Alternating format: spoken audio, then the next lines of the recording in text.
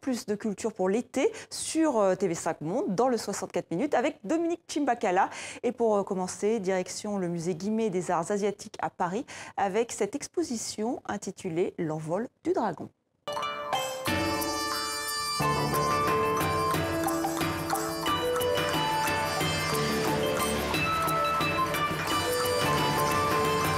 Tout est fragile, tout est précieux. Là, ce sont des objets en or faits pour la cour impériale des Nguyens. Donc, plus que la fragilité, c'est la préciosité là, qui nous demande de faire particulièrement attention à ces pièces.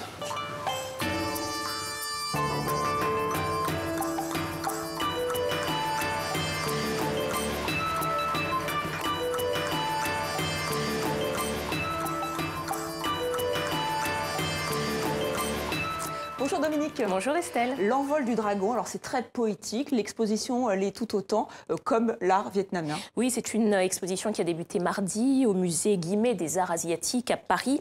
C'est une exposition qui se tient dans le cadre de l'année du Vietnam en France, vous savez. Exposition également organisée en collaboration avec le musée d'histoire nationale de Hanoï au Vietnam.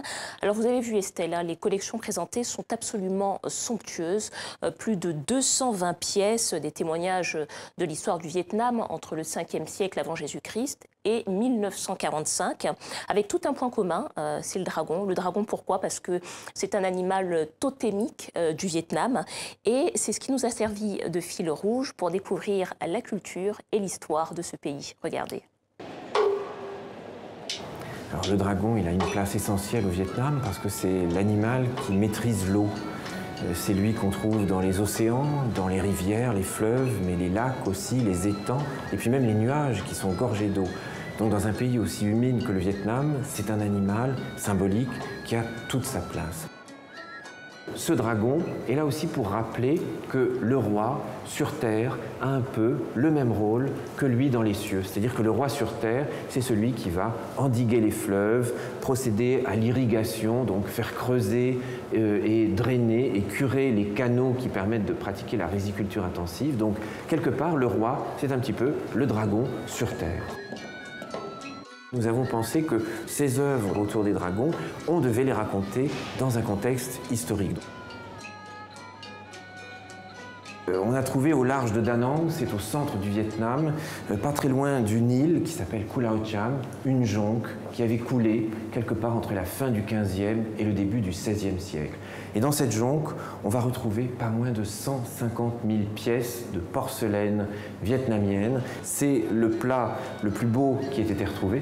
Il est ici pour témoigner aussi de cette effervescence économique qui est celle du Vietnam entre la fin du XVe et le courant du XVIe siècle.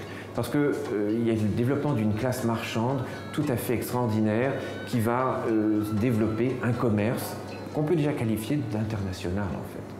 Il se fait dans le sillage de la Chine et le Vietnam exporte des objets vers les Philippines, l'Indonésie, la Malaisie, et puis on va même retrouver des plats de ce type jusqu'à Istanbul.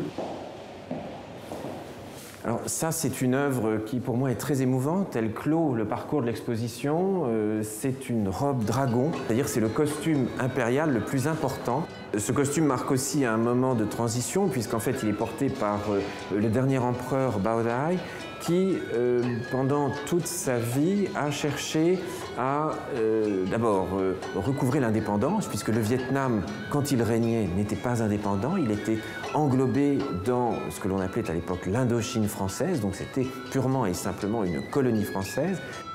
Et pour lui, une des solutions a été, en 1945, d'abdiquer, parce qu'il a considéré que le temps était venu de passer à une autre forme de gouvernement, et c'était en réalité quelqu'un qui était devenu un démocrate convaincu.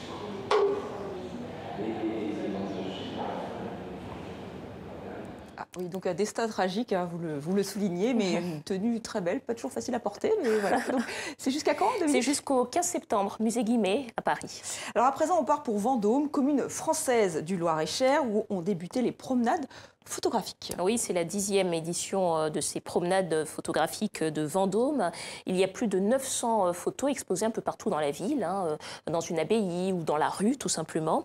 Pascal Achard et Hervé Labourette s'y sont rendus. Et ils ont rencontré une photographe italienne qui s'appelle Elena Perlino. C'est une photographe qui travaille sur les prostituées nigérianes. Vous savez, ces femmes qui ont d'abord migré en Europe, qui ont échoué en Italie et puis qui sont devenues prostituées, qui sont tombées dans la prostitution. Elle en a fait un remarquable travail.